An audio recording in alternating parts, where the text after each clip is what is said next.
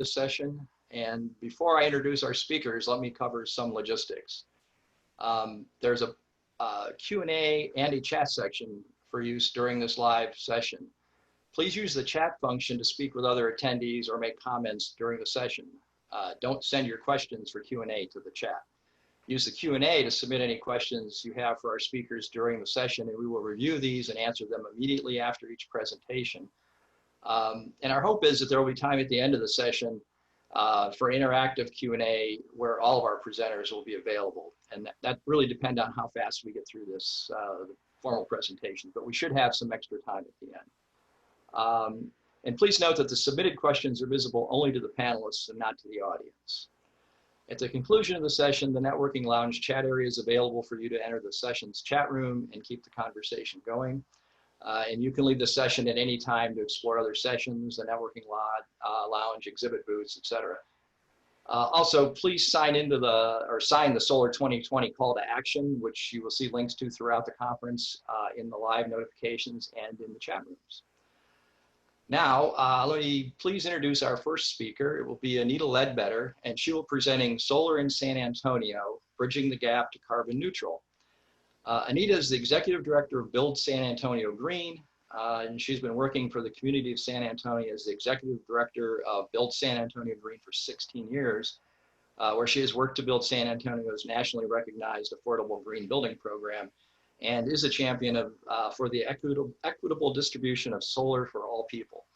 Anita has served on several city planning committees and boards, including the City of San Antonio Sustainable Building Code Task Force, SA Tomorrow Sustainability Plan, SAWS Citizen Advisory Committee, San Antonio Bike Share, Epicenter Advisory Council, 2030 District, Municipal Bond Oversight Commission, and she was the co-chair of the SA Climate Ready Plan.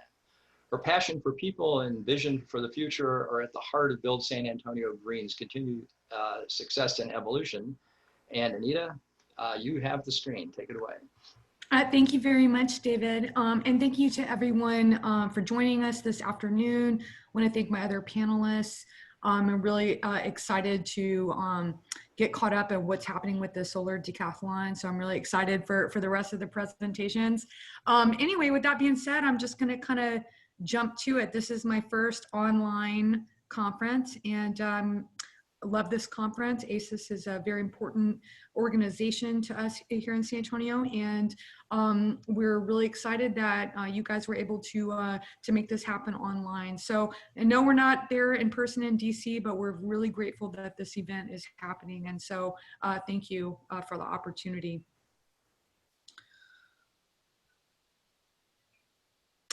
All right, here we go.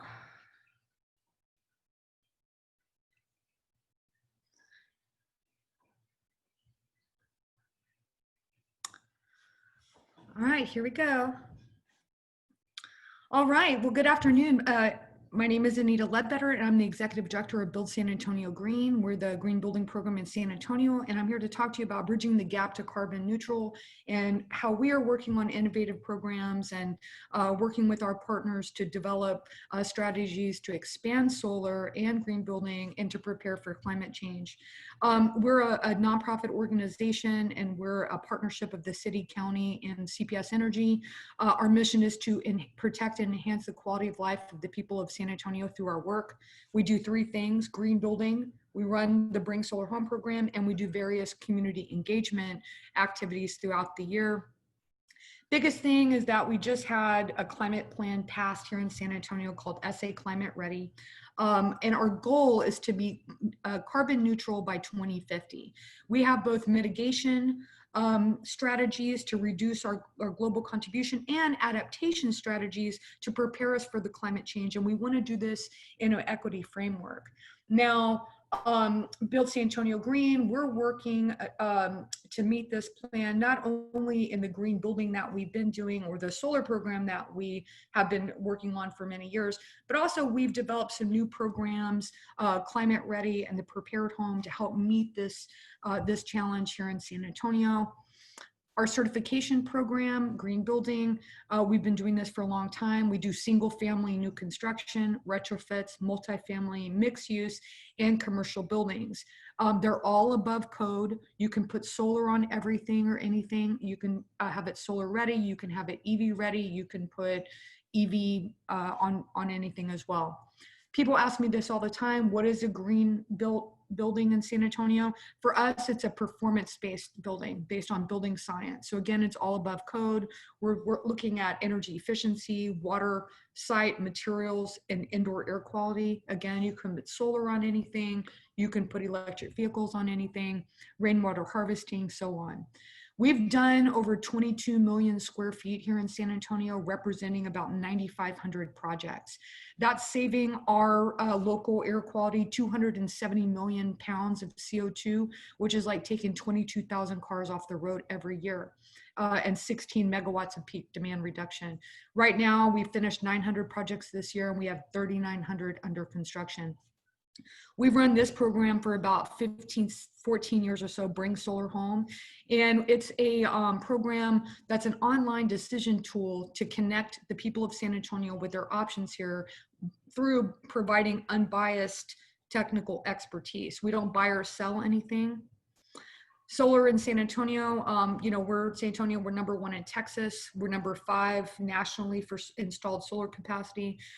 We had about 646 megawatts that were brought online last year. We're the largest municipally owned gas and electric utility in the nation. And we're planning on meeting more than 20% of our energy demand with renewable energy, but that was before. This is like kind of map of the solar potential in San Antonio. It's a kind of a no-brainer. You know, science says we have like great solar potential. We could put it on 92% of all of the buildings here in San Antonio. The challenge is, how do we do that? How do we bring solar to everyone in our community when you sometimes have technical issues or affordability issues and so on? Well, we've really done this in 4 phases, right? Phase 1 was kind of private ownership. We have one of the greatest rebates in the nation, and we have for many, many years, over a decade. Second was the utility scale solar we began developing. Phase 3, we started doing community solar and versions of solar hosting from the utility. And now we're in stage 4, which is batteries and beyond. It's kind of a neat thing talking about the history of solar development here in San Antonio. When I look at this chart, it always reminds me that, you know, a couple things. One, it's not a one-size-fit-all solution in terms of getting solar to everyone. And second is that it does take time and strategy for these things to unfold over time. Where we are today, I believe diversity is our strength. We have over 160 megawatts of rooftop solar, more by now, over 5-6 megawatts at this point of community solar altogether that's online. We have almost 5 megs on the solar hosting. We have 15 solar farms and growing. Now, what happened last year is that we passed our climate plan, and obviously we're very focused on our climate changing and our extreme weather that we're gonna have. Obviously more heat, more severe weather, greater periods of flood, greater chances of drought. That's a great concern here in San Antonio. So we really looked at our climate plan based on our extreme weather. Now, at Build San Antonio Green, for the Green Building Program, what I did is I realized that kind of the future of buildings was we were going to go from a green building to a climate ready building, which is really more, it has all the green building features, but more concentrates on extreme weather, buffering us from extreme weather events. So our climate ready home is still a Build San Antonio Green Build home, but with specific criteria on like better high wind resistance, better heat resistance on our exterior building materials. We're looking beyond energy efficiency and conservation to energy resilience. What is a climate ready building? Again, it's this shift beyond energy efficiency to, again, energy resilience with like backup battery. We're making sure that the power is not going to go out. It's beyond water conservation to water security in the case of an extreme weather event. Obviously looking at our site beyond just our base criteria into how we're going to resist for flooding and so on. Well, then the pandemic happened. And then we realized we went kind of back through the drawing board and took the green home that evolved to the climate ready home has now become the prepared home. And it's basically all of the same criteria with a more of a focus on the indoor air quality and personal health, basically in terms of like antiviral transmission. What are the things that we can do for air purification systems? How can we use technology and other strategies, indoor air quality strategies, to reduce the risk of us transmitting viruses and so on? How can we make sure that we're going to have our communications line and so on open in the case of these events? So thank you very much, and I look forward to the other presentations. Great, thanks a lot. That was fast, sorry. Thanks. So I don't see any questions yet. And I guess, I don't know, do any of the other presenters have a question for Anita? I don't so much have a question as to say that I really appreciate hearing about all these initiatives and how you're responding to these diverse set of criteria. I think that resilience is the thing we're going to have to deal with going forward, and everything that entails. So I appreciate the fact that that's on your radar. I didn't know that much about your program, so this was really exciting to hear about. Thank you. If it's a brief snapshot, I mean, I think what I get very excited about is, when you do a deeper dive, which I know all of you guys can appreciate, when you really look at the mechanics and the strategies that are, what is the future of building, right? And that is a climate ready building, right? And that is also a building that we're going to be better prepared for, a pandemic or, I realized that we were all, we never saw this coming, basically. And so I think, a lot of ideas start out with just needing a practical solution. And so that's what we try to focus on, is practical solutions that are going to, have options for everyone. Okay, anybody else who's presenting have a question? Okay, well, hopefully I'm seeing all the questions, and there's none. So, well, we can move on to the next presentation, and then, if somebody who is attending has questions for Anita, we can pick those up after the last presentation. Alrighty, so next we have Eric Weber presenting Mojave Bloom. It's designing a net zero veteran solar decathlon 2020 transition home. And Eric is an associate professor of architecture and coordinator of the David G. Howla, you can pronounce that, design, go ahead. Horila. Design and Build Studio and Building Technologies Laboratory. He was the principal investigator for Team Las Vegas, which was UNLV's entry in the Solar Decathlon in 2013, which finished second overall and was the first US team. Professor Weber teaches the fourth year graduate design and build studio, building technology courses, and seminars enabling students to explore conceptual and theoretical genesis for material selection and detailing, furniture design, and temporary installation design fabrication. He is currently serving as principal investigator for UNLV's entry in the Solar Decathlon 2020. Professor Weber is a registered architect in the state of Arizona, and many of the professional projects with which he's been associated have been published internationally and have won regional AIA honor awards. So Eric, you want to take over here? Sure. Thank you so much, everyone. I'm really excited to be here. This is my first time at ASES, so I'm looking forward to this presentation. We'll see how this goes. I pre-recorded mine on slides, so if it sounds a little bit mechanical, that's the reason. So hold on for just a minute. I'll get this set up.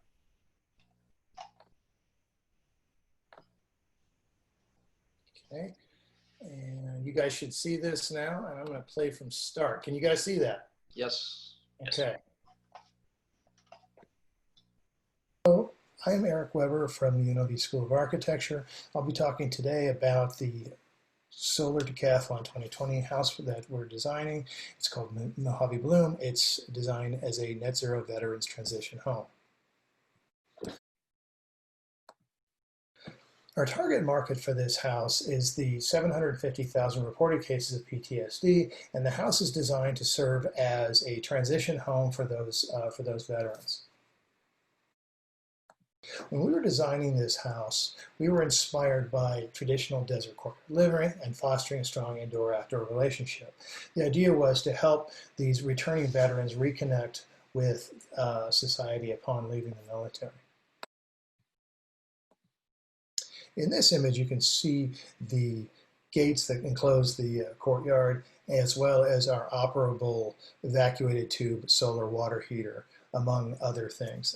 The plants and everything that we've got surrounding the house also help to soften its image. Oops, sorry. What's going on?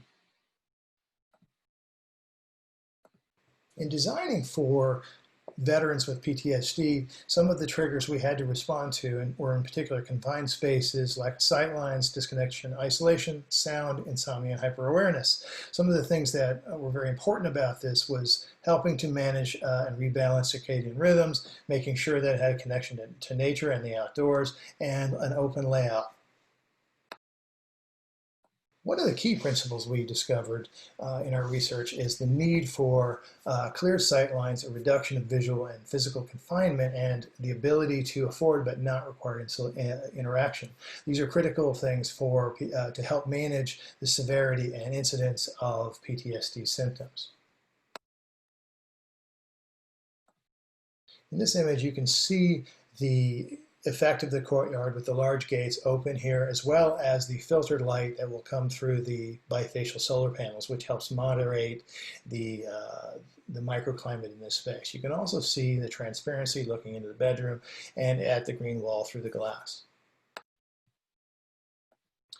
At the east end of the house, we have the kitchen, which has daylight from the north and south, carefully controlled by these projecting window blinds, as well as you can see a little bit of the overhead acoustic absorber. We'll talk a little bit more about that in a coming slide. In this image, you can clearly see the living space and the transparency that connects all of the interior spaces to the exterior environment. The passage between the two spaces has a green wall on one side. This is informed by research that indicates that the cultivation and maintenance and proximity to plants is very important in PTSD therapy. Due to the importance of keeping an acoustically quiet environment, we installed an acoustic absorber in both the living space and the sleeping spaces. This space was the geometry of this was driven by acoustic modeling, and you'll see in a future image a little bit more about how that was constructed.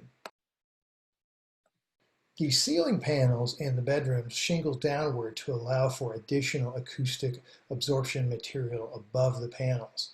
This allows for a very acoustically quiet environment, which is extremely important in managing sleep and helping to reduce the stress levels that can create a PTSD episode. In the image on the left, you can see a wall section that shows the steel structure and the additional thermal insulation we placed outside that structure to reduce thermal bridging through the system. On the right, you can see the solar panel system and its racking, which allows us to adjust the angle of the system. Because of the fact the house was supposed to be installed in Washington, D.C. and then come back to Las Vegas, we needed it to be adjustable because of the different conditions in those two places. Here's a diagram of our solar array showing the 16 bifacial panels, their DC optimizers, and the PV inverter, which also has the capability of charging an electric vehicle. In this overhead view, you can see the bifacial solar panels as well as the adjustable solar collector for hot water. Our adjustable evacuated tube collector recesses vertically in the wall for transport and protection. It's also adjustable for location, seasonal performance, and for hot water demand. The evacuated tubes provide hot water to the three zones of the three heating zones of our house. One of the more innovative systems in the house is the phase change material plenum that my engineering partners have developed. This tempers air from outside to 78 degrees year-round, dramatically reducing the heating and cooling load throughout the house and throughout the year. This diagram shows the PCM assembly and its associated components, including the pressure plenum, the filter assemblies, and how the exhaust works. Here are a few photos of the house under construction. Unfortunately, we had to suspend construction due to coronavirus. However, we are on track to finish the house by the end of the year, upon which it will be handed over to the city of Las Vegas, where it will become a part of the Las Vegas Memorial Garden.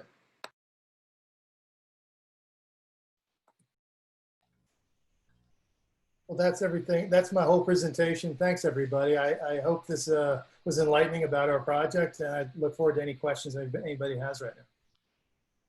Well, again, I see no written question, so I'll ask one. So your evacuated tube system provides the space heating. And the hot Is water. that all, or is there a backup? It does have an electric backup on the water heater. It's basically a system that tags on to the conventional water heater.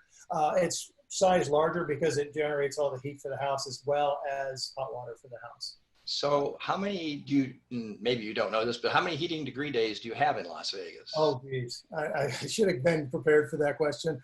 I don't recall off the top of my head, but Las Vegas is colder than people think. We had temperatures in the low 20s several days in December and January of this last year. That is not unusual in our area in the winter. It's quite a bit colder than where I come from down in Phoenix in the winter. So, but yeah, I don't have those numbers in front of me. I apologize. A question appears. And his question, this is from Chris Berta, and his question is anyone interested in manufacturing your design, implementing it within a vet community or testing it live? Well, that's actually a great question. We actually are working with a manufacturing partner. That's actually, that shot I showed at the end was at their facility. We're working with them. The steel structure is something they already manufacture, and we're working with them. It might happen. Again, that's above my pay grade, but that is our intent in working with them. We're also looking at working with them to do other projects that might be solar powered, sustainable projects. Now, one of the things that might not be apparent from the slideshow is the fact that because we were having to ship to Washington, D.C., and the fact they had changed the rules, we had to be on a single module. So the long, thin geometry of the house is driven by that constraint, because that's actually far from ideal in our environment. Right. Anita. I just wanted to compliment Eric. Thank you so much for what a wonderful presentation. What a great design. And what stuck out to me is, it's more of a statement, is, you know, the potential application of this design and the way that you specifically focused on, I'm going to call it the auditory, visual, and physical stimulus. And I know that you designed for PTSD.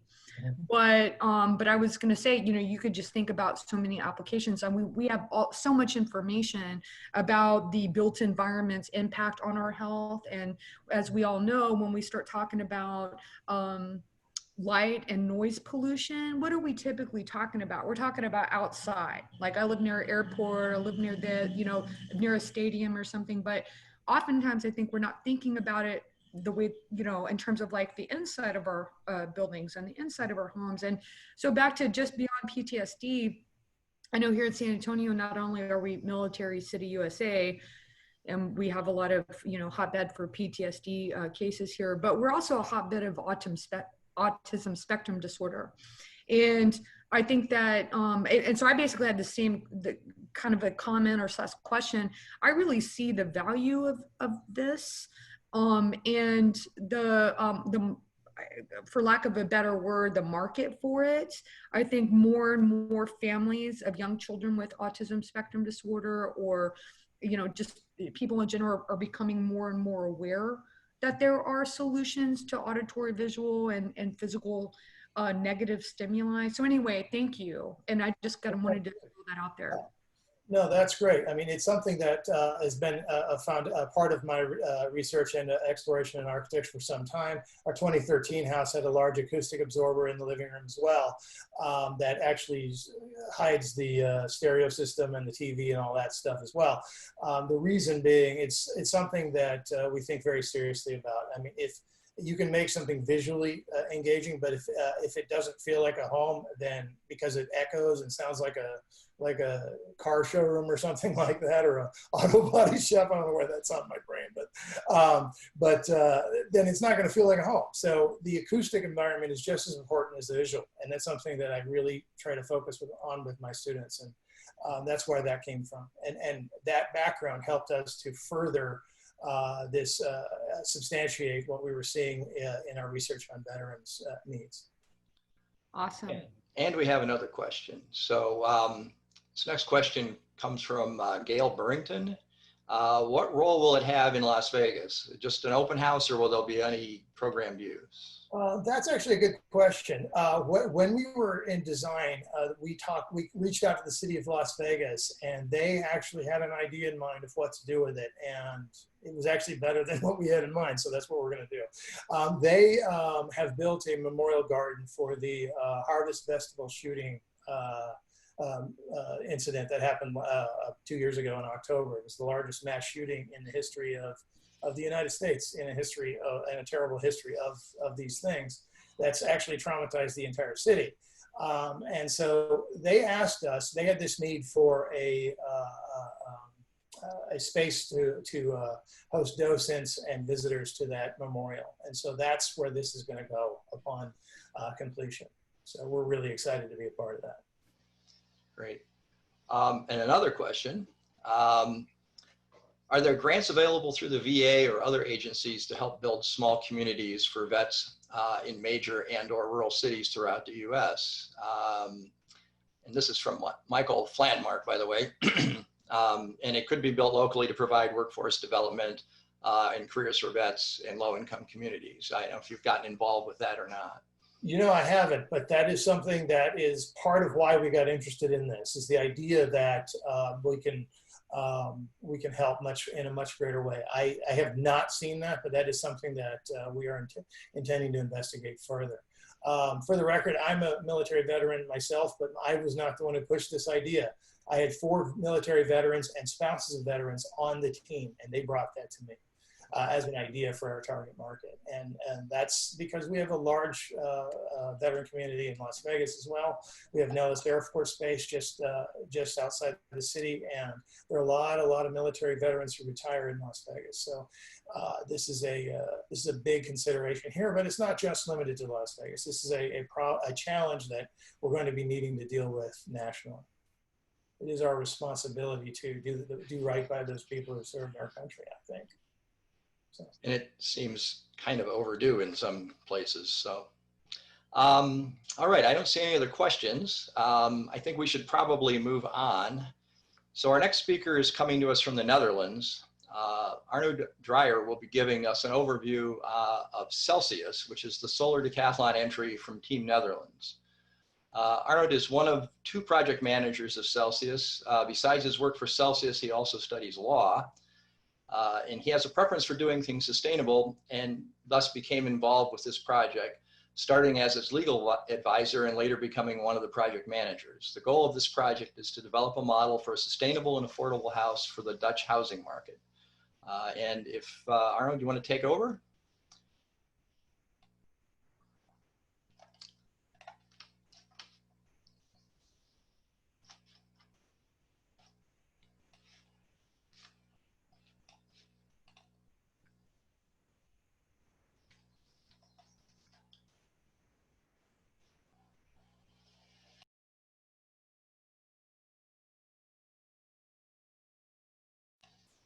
I'm not sure we're getting audio from you.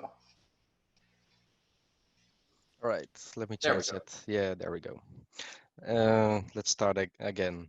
As told, David, Oh, let me change back. Live from the Netherlands. My name is Arnoud Draijer. I'm the student project manager of Team Celsius, and Celsius stands for circular, eye-opening, limitless, community, innovative, unconventional, and self-sufficient. I will get back later on those words within the presentation. About us, we have a vision, and that's sustainability and living are two aspects that we believe go hand in hand. And until everyone believes this, we keep dreaming. With this vision is a student team from the University of Applied Science, Utrecht, busy with participating in the solar decathlon. We have a student team of 60 students with 11 different studies. We have 5 coaches with us who guide us through the whole project. And it's an amazing project, and the students haven't built a house before. This is my team. We wanted to make a new team photo. However, due to corona virus, we were forced to make it on the digital way. So we asked everybody to dress up nice and make the best picture. And this is our result. And two of our coaches are on the left side. We are circular. We want to use recyclable materials, and we use a lot of wood. We believe that using recyclable materials is a way to be circular, and the first C of Celsius stands for circular. The second letter is the I of eye-opening. We don't only want to be eye-opening in our ideas, but also with our house and the way we work. We made our house with a sparring session where we put our architects with the communication team, and we had a result. And one of the results was we want to be limitless. We can expand our home due to because we have a fixed grid size. We can easily add or remove parts to our home. And that's all to create a whole community. If you need an extra part of to your home, to for example a room, and your neighbor doesn't need it, so you can transfer it to him. So you have everybody has his own house, but together, and that's the whole community we want to make. We are not only using innovative ways to build, we also use innovative systems to create luxury and comfort in our home. We want to use technology which is high-end, but we want it with one system which is even for the ones who aren't good with technology, usable. And we are unconventional. We make a simple building package, and that's just because we have idea. We like Lego. Lego is simple. You put parts together. You can easily remove them or add more parts. We are self-sufficient. We create the energy we need to use. We use solar panels to generate our energy, and our energy we store in batteries. So if we don't generate a lot of energy, we can take it from our batteries. So we don't need it from the net. This is the start of our construction. As you can see, it's a very beginning. We built it on a steel frame because we needed to transport it for the solar decathlon build challenge to Washington. However, that isn't possible anymore, but we're still building it. This is our superstructure. It's made of hardwood from one of our partners.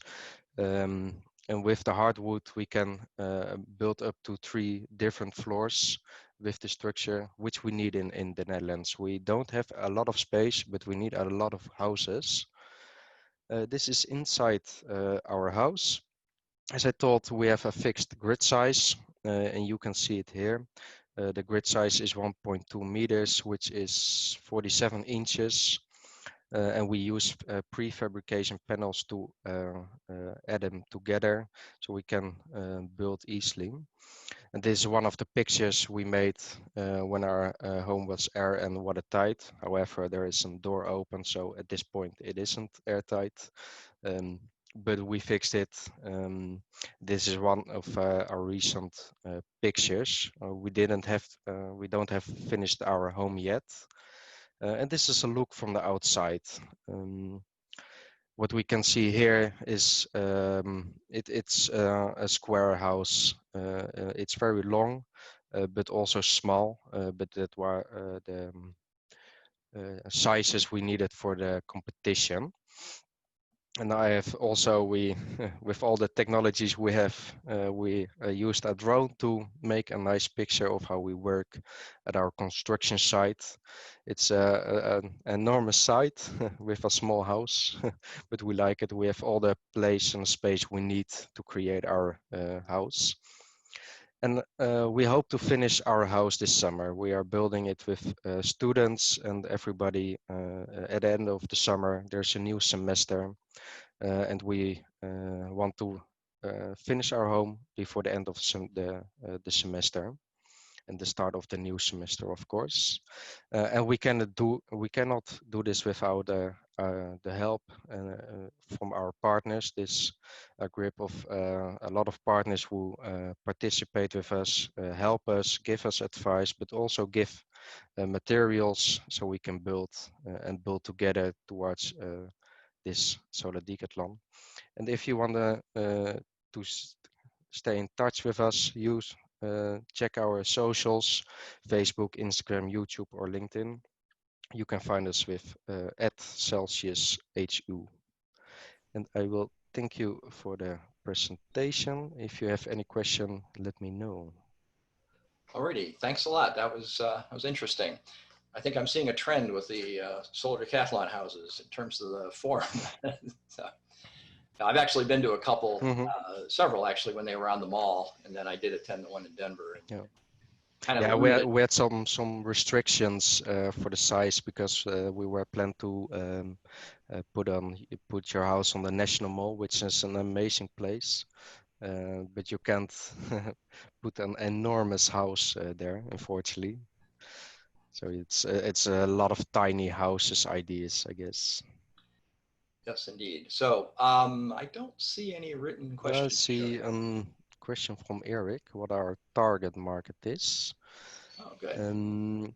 We aim at the starters in the Netherlands. And the starters are the students we just graduate, being the young professionals of our working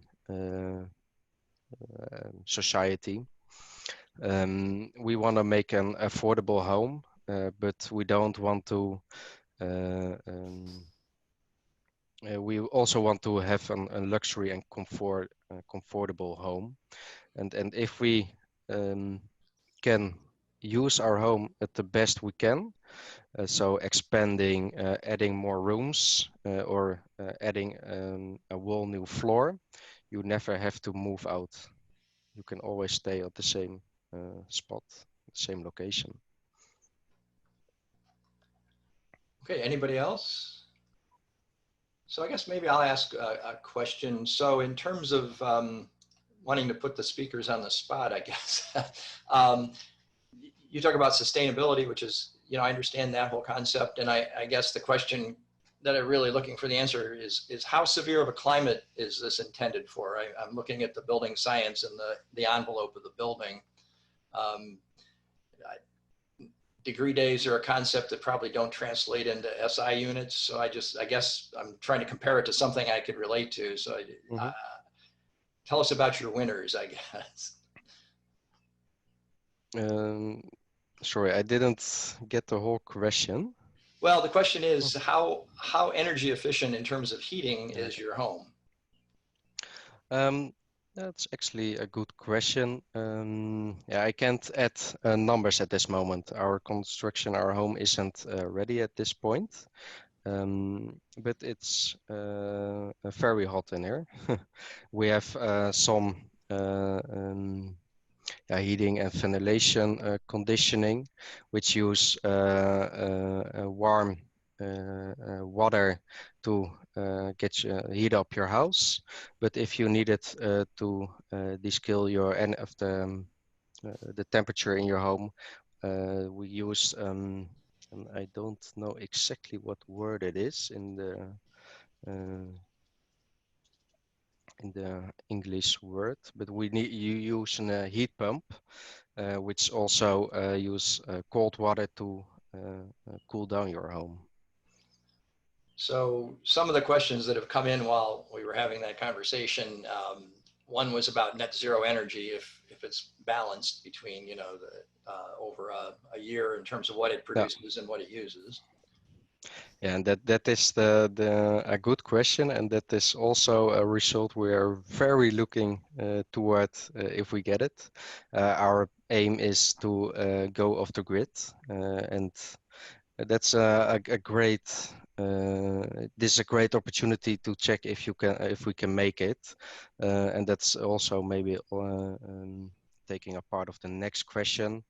We have a very not very stable climate. In the summer, it's very hot in the Netherlands, but in the winter, we have it's freezing. It's under the 0 degrees, and not a lot of Celsius. solar strength. Yeah, 0 degrees Celsius, right? Yeah, Celsius. You think of that as warm in the Boston area, so. Yeah. I sometimes don't think to adjust the temperatures, the skills. But we want to be off the grid and just using the energy when you generate it. So if you do the dishes or use some other systems with a smart system, use it over days. So when you generate, you can use the energy. And so you can, if you have perfect enough, you can go off the grid and just net zero energy. But it's a long way, and we are very aiming on it, and we hope to make it. Our calculations show that we are gonna make it, but it's an external factor we have taken in account. If the sun doesn't shine, or if it's very cloudy, whatever, we don't get a lot of energy from our solar panels. So the last question I see here is, have you imagined what a community of these homes might look like? And I guess, you know, yeah, a community center co-housing kind of concept, since they're fairly small. I don't know if you've done that as a group or not, but we'd be interested in the answer. Yeah, we actually talked it with the local municipality, which has a whole area of sustainable homes and houses. And we put a lot of houses next to each other from what is the image. And it looks like pretty nice, actually. But if you have a Wall Street with these kind of houses, you create some community, some feeling of neighbors living together in the same home, but in your own home. And what a community center, on this scale, it's too small to be a community center on its own, but we can add easily parts to it with another like 10, 20 rooms, and you have a center on your own. All right. Okay, I don't see any more questions, so I think we'll move on. So our fourth presenter is Kaycee Chang, who will be showcasing ASES student chapters. And Kaycee believes in the future of renewable energy and in the future of young leaders in the renewable energy field. Her background is in environmental engineering and mechanical engineering with experience in solar thermal energy. Kaycee's been involved with the student chapters of ASES and encourages students and young professionals to become more proactive in the renewable energy field. Kaycee, you ready to share your screen there? Yes, thank you, David. You're welcome. Let's pull this up. All right. Hello, everyone, and thank you for your interest and support with our student chapters. My name is Kaycee, and I'm with the Board of Directors of ASES. I'll be talking through the student chapters and showcasing what they did this academic year. These switch presentations are quick, so if you would like further details, please utilize our networking lounge. So a bit about student chapters in general. They are typically university-based, but we are open to community colleges and high schools as well. Typically, student chapters will host general meetings with their entire membership base and talk through general updates within or in progress within different programs. They'll also have workshops, speaker sessions, tours, outreach activities, conferences, projects, and more. And these student chapters allow students to gain different skills that prepare them for graduation and entering the professional field. Our current student chapters are Appalachian State University, Florida Atlantic University, Pennsylvania State University, and University of California, Merced. I'll now show some photos to show what the student chapters have been up to. Their semesters were somewhat cut short around March due to COVID-19, so they had plans that were not able to come to fruition. Appalachian State chapter had a 1 kilowatt mobile solar generator that they call their energy trailer, or EP. Here they are upgrading their energy trailer, which is an ongoing project. And this is the same. So projects like this allow students to problem solve and physically work on the trailer, which a lot of them don't have access to at home. And here they are providing renewable energy for the Jones House Christmas tree lighting using their 1 kilowatt EP. They do this every year, typically along with a music festival they call Earth Tunes. And then these are some of the students at the tree lighting. So other than the technical work, student chapters allow the students to socialize with students of like-minded interests and passions. So this is Florida Atlantic University. The club went to the Harbor branch of the Florida Atlantic University and prepared to wire some solar panels that were previously installed at an earlier date. The students managed to wire 8 panels in series as a result of design malfunction during installation. And then some of the members of the club revisited the Harbor branch along with their faculty advisor here to finish the wiring of the solar panels and to put 3 out of 6 of their inverters online. And then the rest will be put on at a later date when they're able to go back.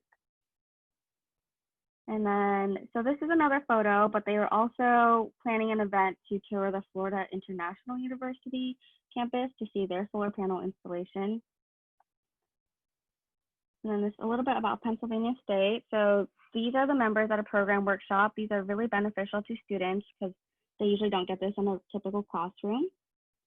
Here are some of the members at their fall club fair. At many of the universities, tabling is a great event to get new members and show off any of their portable solar projects. And at Penn State, the students were in the talks with local organizations to design and install a small-scale solar community garden, and they needed more funding, so they built these solar-powered lanterns for Halloween to fundraise. This is our last chapter at the University of California, Merced, or UC Merced. This is the executive board at UC Merced, and they had a leadership retreat. Here are some of the members in Sacramento, California at a solar regatta info meeting. And on this is their organizing committee of their annual conference, Energize Merced, and this is their 3rd time doing it, and they hope to continue this in the future, maybe virtual.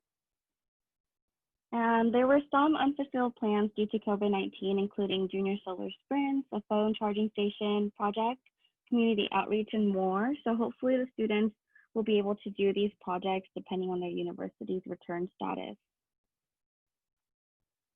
So in order to start a student chapter, it's pretty simple. If you or anyone you know, any students are interested in starting a student chapter, these are some steps to get started. You would need students and the faculty advisor, so pretty simple in terms of requirements. And I can help from the start to the finish and provide ideas on what to do as a student chapter, as well as how to successfully run a student chapter. So please contact me if you're interested, and I can provide a lot of information and resources as needed. And this concludes my presentation. Thank you for your attention, and thank you for your support of our student chapter as always. Please let me know if you have any questions. Great, thanks, Kaycee. I don't see any questions up here. It's interesting, I think that the Penn State chapter, the student chapter started right about the time ASES had this conference on their campus. I want to say about a year before. And it's interesting to see, that's been a while. So it's good to see that it's still active, because I think these come and go. A lot of times the chapter needs, some students that are interested, and then somebody on the faculty who's kind of a champion who wants to be involved with it for a period of time. Right. And Yeah. keeps them going as students graduate. Right. But the Penn State chapter, actually, they were building and sending solar boxes to Puerto Rico after their hurricane to help aid them. So that was really nice of them to do. And that's an ongoing project, so that's great. Excellent. Anybody else have a question here? I see no written questions. Anybody on the presentation list? Yeah, it would be interesting to have a history of student chapters, because I know many other universities that have had them for periods of time, but it would be interesting to see, how many there have actually been over the years. I think that would be very interesting to see. Yeah. And community colleges, apparently we had some there. Haven't been able to revive them, but hopefully one day. Yeah, well, in community colleges, there's a couple different ends to the solar world. There's, the university side where you have people like Eric who are, in the architecture department. They're looking at the bigger picture. Mechanical engineers are looking at sustainable HVAC systems or whatever. But at a community college, you could actually go and get an ASES certification to be an installer. And so you would, and it's a quicker throughput, I guess, with students. But those are the people that in many instances end up doing the install work. So you'd think that would be an area where you might make some headway. All right, well, if there aren't any other questions, I think we'll just move on to the last one, and then we'll see what happens after this if we end up with any interaction. So our last presenter is Annie Wolf, and she'll be presenting the National Solar Tour 2020, Expanding on a Tradition. And Annie is the director of Solar United Neighbors, which has the acronym SUN. And Annie joined Solar United Neighbors in February of 2020. And prior to her role at SUN, she held volunteer management positions at Houghton Mifflin Harcourt, the Trustees of the Reservations, of which I'm a member, and the New England Aquarium. Annie lives in Massachusetts with her husband and 2 cats. So Annie, you want to take it away? Hi, everyone, and thank you so much to my fellow panelists. You guys are a tough act to follow. Just to clarify, I'm the Director of Engagement at Solar United Neighbors. Anya Schulman is our Executive Director, so just don't want anybody to think that she's gone. And that is the end of my presentation. Let's play from the start. Awesome. Well, I am here to talk about our National Solar Tour. So a little bit of background on Solar United Neighbors, as well as what we have going on for this year. As you all might be aware, this is the 25th anniversary of the National Solar Tour, and the 3rd year that we've partnered with ASES. And so we're really excited about what we get to do this year, and it's my first tour. So just a little bit of background on SUN. We were founded about a decade ago when our executive director's son decided that he wanted his mom to go solar, and she challenged him to get some other people involved, and they came up with our first cooperative for solar. We do believe that solar is the key to a modern and just energy system, and we currently operate in 12 states.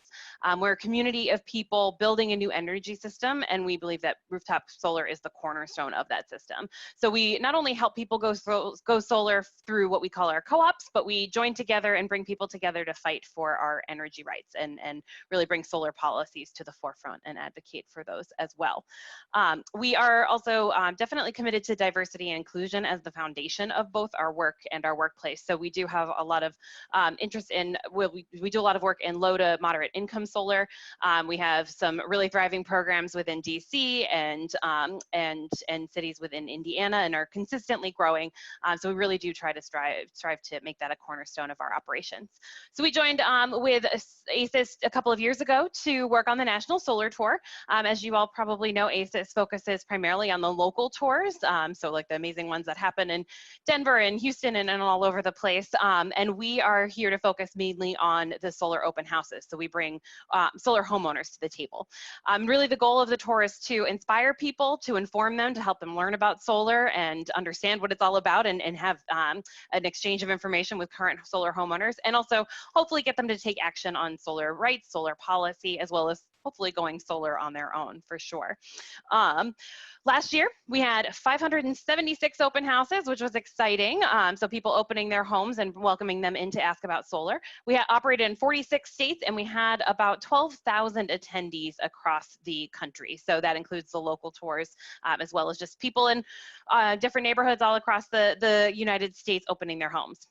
Goals for 2020, this looks a little bit different. I started back in February, which was right as things were happening, and quickly started meeting with Carly and Narelle to figure out what was going on for this year, but that obviously completely changed back in March.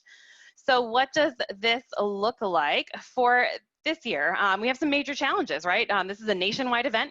We are asking people to be there in person, and we're asking people to travel, certainly whether that's in their own communities or beyond their own communities and in their own counties. But it's basically, these are tenets of an event that don't work this year. So we decided that we needed to work on pivoting our program and making it work for this new reality. So we decided to move to a virtual experience. We are hoping, fingers crossed, that there might be some in-person tours across the country October 3rd and 4th.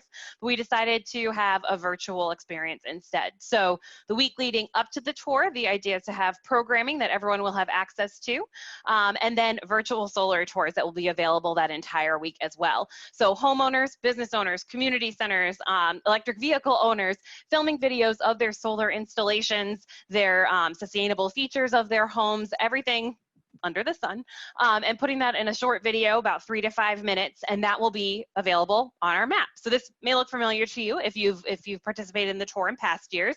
This is where we were just about a couple weeks ago. So the idea is to still have this map.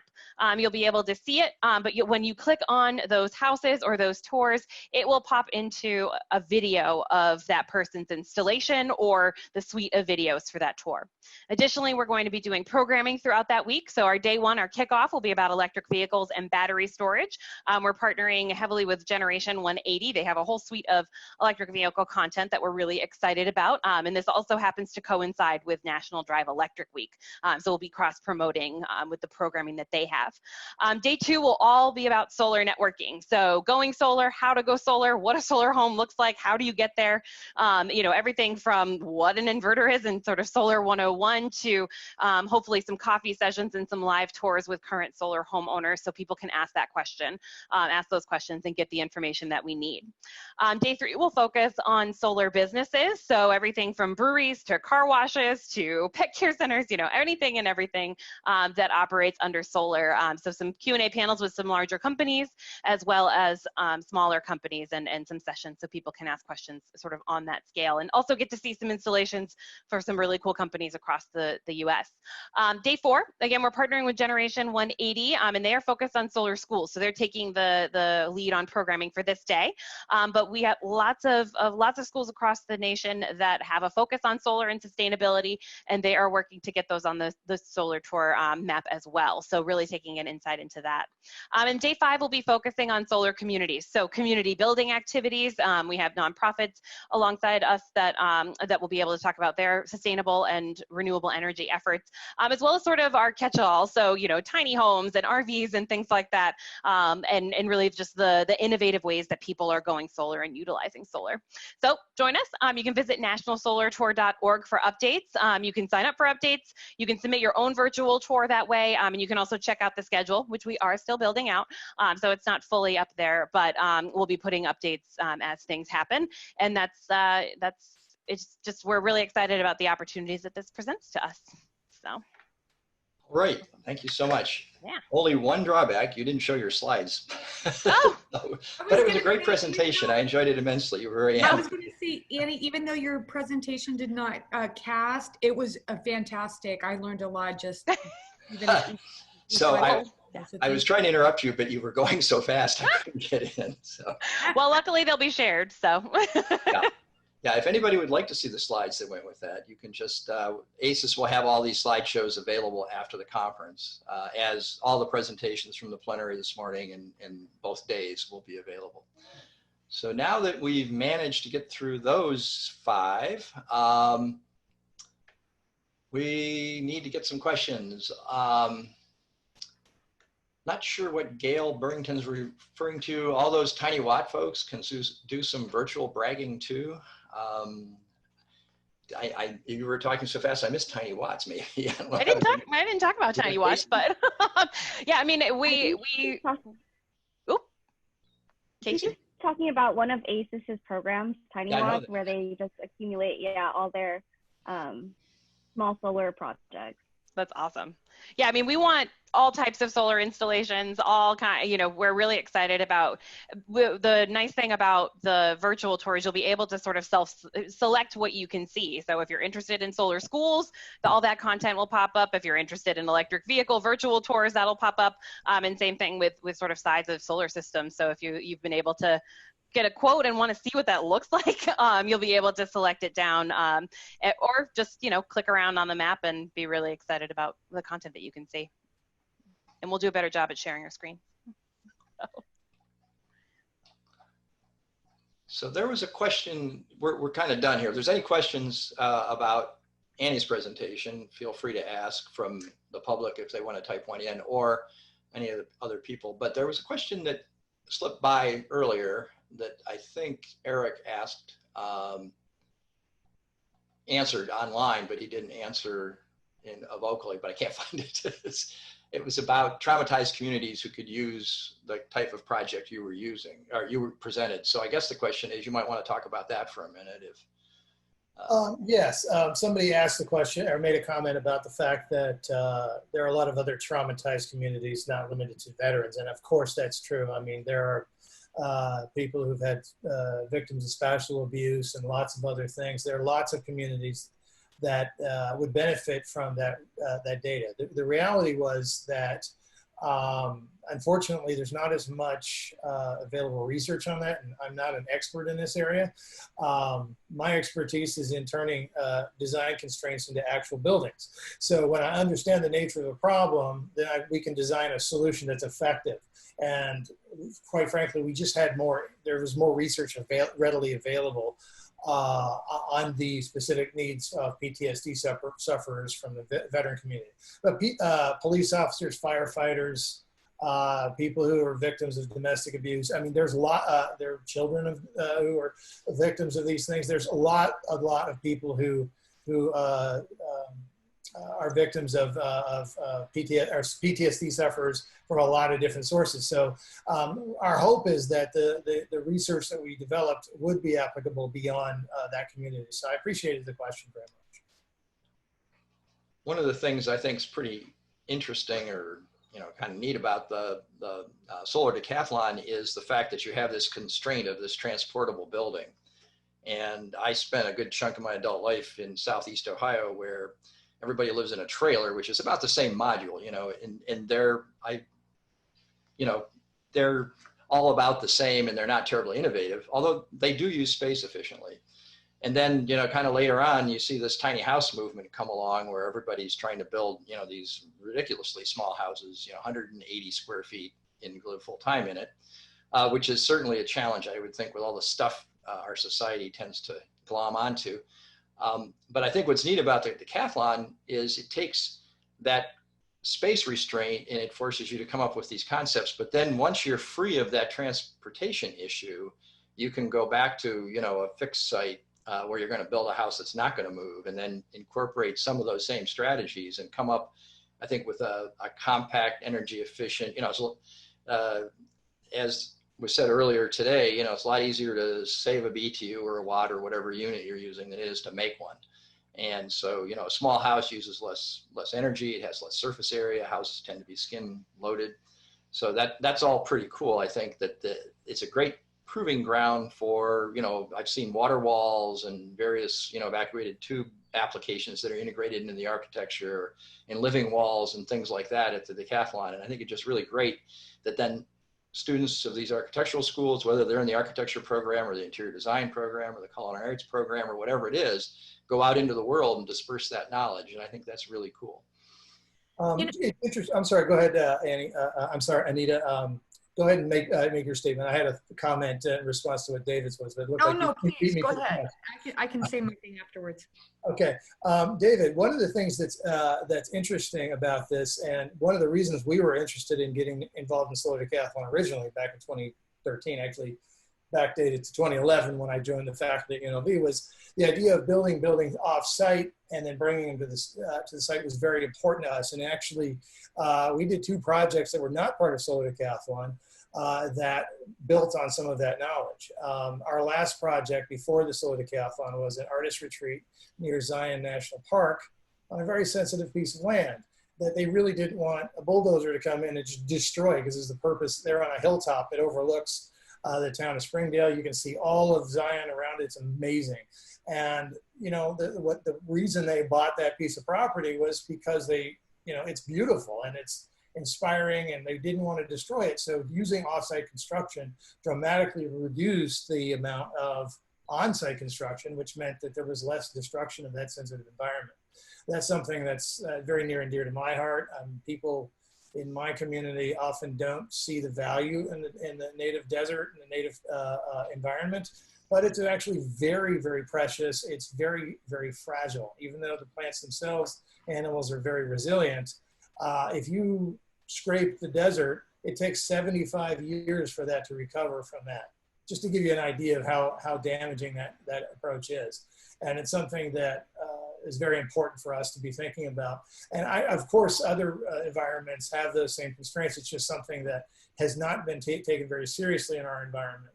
And it's part of the reason why I originally had an interest in doing offsite construction, and the Solar Decathlon was a way of helping us to enrich those skill sets, as well as working with sustainability and all of these other issues. They're interwoven. So it's a wonderful framework to set the stage for those sorts of innovations. Anita? Yeah, I just wanted to say, one of the things that I really appreciate about all of this work really is that, things have, in my short time,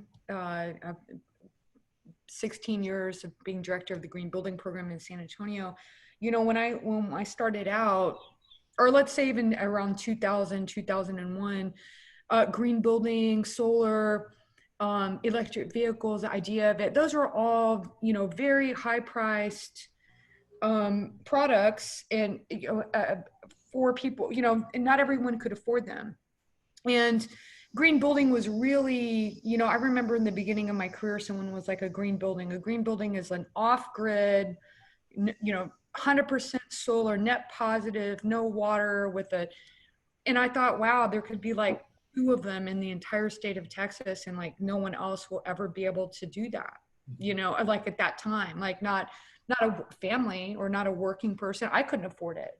I worked at a nonprofit. So what I think is interesting is how all of this has been changing. And today, when I look at a lot of what's happening, and the conversation has really shifted to the future is here right now. And they're really being, what I love about the Decathlon, you were talking a minute ago about going from kind of like trailer to like the tiny home, this whole idea, and also the advantages of having the building in one spot this year, that you don't have that constraint of having to design it to be moved. I guess my point there is that, we have, and I know here in San Antonio, we have a major shortage of affordable housing. And we believe that that should be accessible and affordable for everyone, not just for people in a higher income bracket. We want to bring green building and solar to the people of San Antonio, all the people, right? And so then you need options. And so I just really appreciate the practical application and the affordability, in terms of our scalability, that thoughtfulness, because in the beginning of my career, it was kind of like the first green building I went to was a $10 million, I think Ted Turner's Jane Fonda owned it, or the first electric vehicle I saw was a $90,000 Tesla. And this guy, he was a nice guy in the world, but he was talking about how everybody needed to go buy one. And I thought, these people over here can't even afford their groceries. So the importance of the Solar Decathlon is changing for me. And so I just, wanted to make that comment, and I really appreciate all the work that y'all are doing. Great. Anybody else have any input here? Eric, Annie, Kaycee? So, yeah, the other thing, with the portability offsite construction up here in the Northeast, we have a couple of companies who are doing some pretty innovative things with prefab. And it doesn't necessarily have to be high end. Like the one company, I talked to a representative there, and I want to do a little addition to my house, but I have to take part of my house off to do that. And I don't want it to be, a 3-week process of the raccoons coming in and, going through the trash because I'm missing a wall. And the idea was they could prefab it's 3 walls I need and a roof, and they could set that in a day. So that right away, it's already got the skin on it. So it saves you that disruption. And I get the site that you don't want to mess around with. I had a project I did eons ago that was a passive solar in the traditional sense of, use the sun to collect, store, and distribute heat. And it was on a very sensitive site next to a state park. And we ended up hiring, which I'm not sure would be appropriate anymore, but we had the prisoners from the local prison come out and dig the footings because they didn't want to put a backhoe on the site. The owner didn't want to interrupt the site.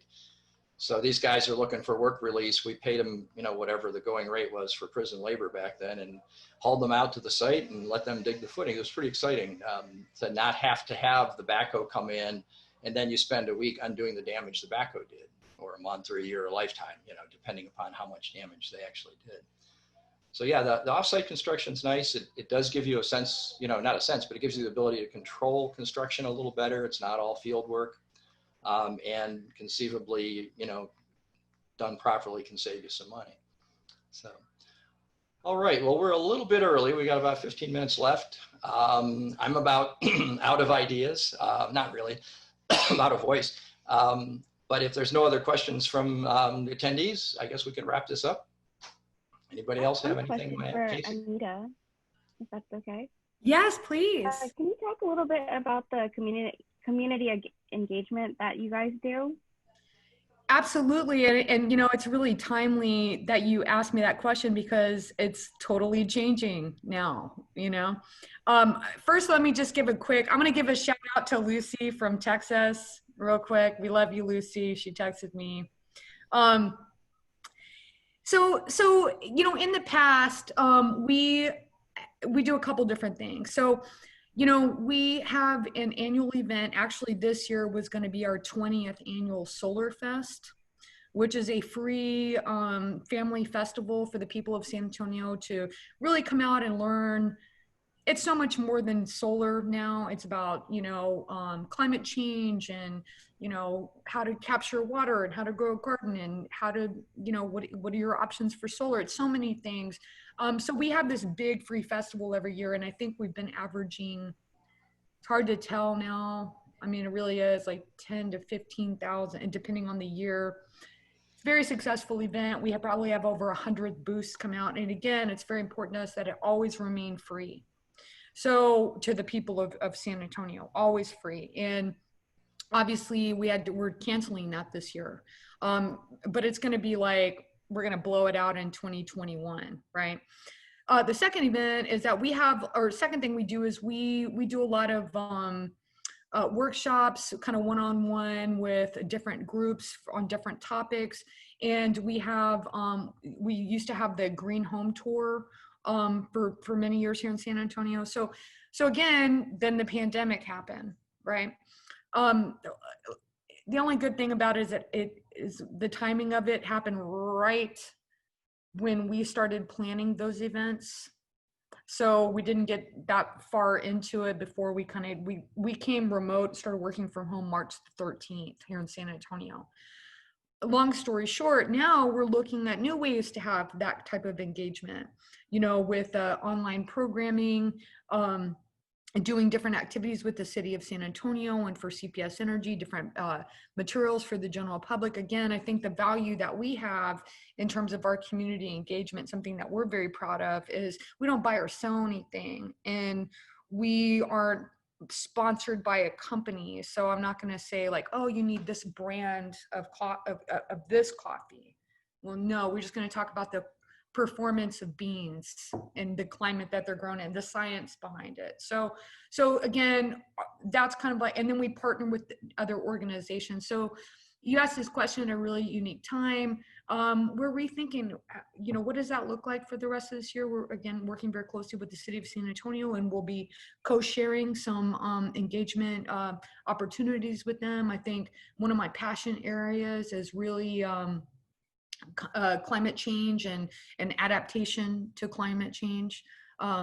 So I hope that answers the question, but if anybody has any good ideas, email me, because we're all trying to figure it out. Thank you. Yeah, I mean, that's been a huge challenge for us, and that's just because we run a lot on volunteers. We have about 40 staff members and close to 5,000 volunteers. And a lot of our work also is bringing people together in co-ops to help them go solar. So a lot of those are in-person info sessions and knocking on doors and talking to people and tabling and all of that. So, and even just like our selection committees, we bring people who have signed on onto the co-op they volunteer to select the installer for their co-op. And so all of that's gone virtual to, more or less success depending on the thing. But, just kind of changing it up and trying to figure that out has been an interesting challenge, that's for sure. Well, I think that's where we start learning from others. I mean, I'll say this very quickly. ASES, now this is just my own personal, what I've, in my own small little world. ASES is one of the first people I saw get it together to bring this online. In fact, I was like, I just cannot stop complimenting this organization for providing this opportunity for all of us. I have several very large, big, very, very well-funded national organizations that were not able to bring their programming online as quickly as this conference was. And so that was not something they were able to do. So I think, as I start participating in more events that are online and kind of, I know what I like or don't like, or I think we're all just trying to figure it out, so, but what we're trying to use this time is to kind of, again, learn from others, kind of refine some of the things that we talk about. And again, the important thing for us about community engagement is always, my dream is to provide options for everyone and to try to, wrap these things in an equity framework and to think about it from that perspective. So that's one of the most important parts of our job, is to get out here and connect with people. How do we do that now? Alrighty. So there was an interesting comment that went to the panelists, but it didn't go to the attendees, and it's from Gail Burrington, and she says, yeah. One of the most pivotal times in solar awareness that I can recall was when the early solar home tours, the awareness became, whoa, even I could do this. If my neighbor can do it, it's not just for hippies anymore. And certainly my early work was definitely out in the woods for people who, were trying to get away from something, be off the grid. But I think that, having gone to many, many solar tours, I think that's the neatest thing is you get to see how other people incorporate it into their project, especially the non-PV projects, where you actually have somebody doing some passive or, a deep energy retrofit and things like that. And in New England, we've got Nessie. They do some pretty interesting tours because people here are way out on the edge when it comes to building science. And you always see great, kind of technology advancements. How does one deal with a fieldstone basement that leaks like a sieve and build it into a, passive house standard insulation level. So it's pretty interesting, but I really think that that's the one thing about the tour is it did bring solar to the people. If people went to the tour, and when I was with Green Energy Ohio in Ohio, I was on their board for several years. We had some huge tours with hundreds of people, going to dozens of sites across the state. And I think that really helped disseminate the technology. So it's good that we had a presentation on the tour. Anita, are you seeing these questions? There's a question here, any luck getting commercial and residential landlords to adhere to energy standards or even exceed local requirements? Any experience empowering renters to work with their landlords along green building lines? Yes, a lot of success. So let me make sure I read that question very specifically. Okay, any luck getting commercial or residential landlords to adhere to? Well, let me just say this, the energy standards. Yeah, I mean, you know, we have the advantage and disadvantage of being here in San Antonio, Texas. So the heat is not really something you can ignore. Yeah, I mean, you can, you know what I mean? But it's like it's going to show up on your bill. So people usually understand dollars, if not science. That being said, that's why we have such a long legacy and history of conservation and efficiency here in our community, in water and energy because of that reason.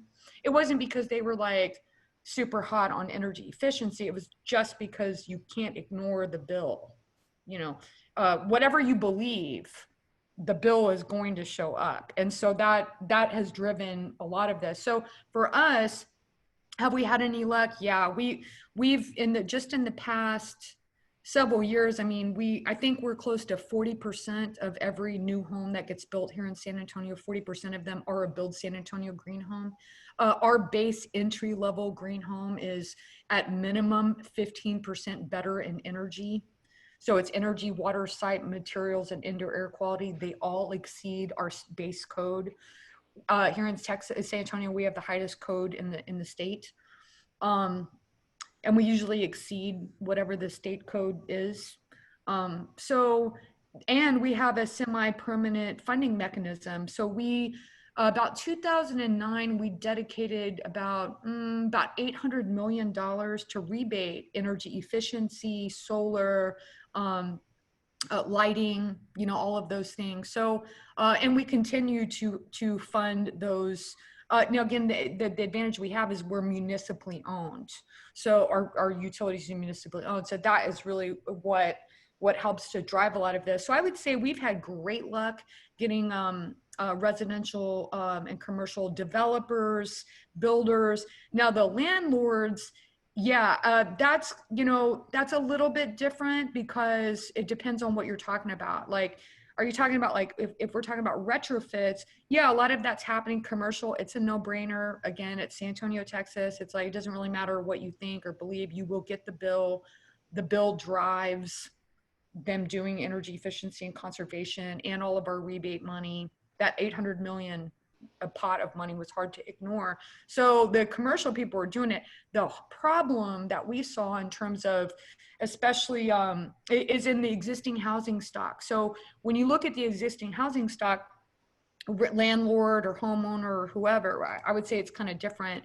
You know, you really look at, and we can map this out on who participates in rebates, right? Who participates. It's all the higher income zip codes, right? So you can do a lot of analysis there to kind of make arguments for like, well, you know, they were like, could afford it anywhere, whatever. The problem becomes the whopping majority of people who can't afford to maybe upgrade their water heater or upgrade a lot of these things. So, I mean, if you know, so in home ownership, again, with existing homes, I think you see a lot of, you know, people that are higher income, you know, that are like renovating their home, or they're like, oh, you know, we got some solar, or we got a rainwater harvesting system, we're buying a Tesla, and we got a Tesla charger. But but with the homeowners that are property managers that are renting, especially in like our low income, again, the whopping majority of the people of San Antonio that are like maybe renting a home or something like that, if you map that out, it's really kind of a mixed bag. Again, we have a lot of different combinations of programs that are being used. Now, the second part of your question, university interns in Colorado, and they say with the commercial student housing, it's almost calm that windows won't even close. Yeah, we don't have that problem here in San Antonio because, again, it's been the heat that has driven just the pure heat. It's kind of like, it's really, you know, I mean, that necessity has really driven a lot of what's happened here in our community. No, the higher bill over here, it is really motivating to landlords because we have one of the lowest electricity rates in the entire United States. And #1 in Texas for solar, #5 in the United States. And still the bills are so high, or the heat, it's so hot, and it continues to be hot that just, you know, a lot of our activity here in the community is really centered around lowering those bills. Especially because when you take into consideration the income levels and the ability for people to participate in certain programs, you know, we try to take all those things into consideration. So I know that was a long-winded answer, but yes, I mean, we've come a long way, but we have a long way to go.